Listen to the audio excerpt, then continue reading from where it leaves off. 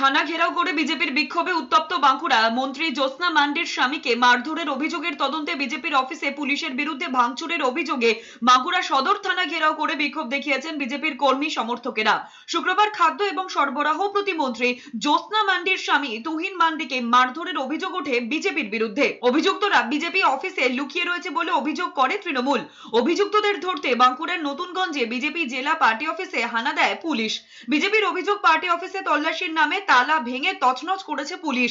বাঁকুড়া সদর থানার আইসির উপস্থিতিতে পুলিশ তাণ্ডব চালিয়েছে বলে অভিযোগ বিজেপির। তারই প্রতিবাদে রবিবার সকাল থেকে বাঁকুড়া সদর থানা ঘেরাও করে বিক্ষোভ শুরু করেন বিজেপির কর্মী সমর্থকেরা।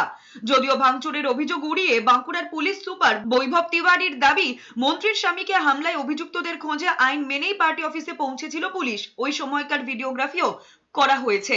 আমরা চাইছি কার সাথে কার অর্ডারে কিসের পারমিশনে এই থানার আইসি এই সর্বভারতীয় একটা দলের অফিসে গিয়ে ভাঙচুর করে কার মদতে তাকে সন্তুষ্ট করার জন্য আমাদেরকে এই জবাব দিতে হবে।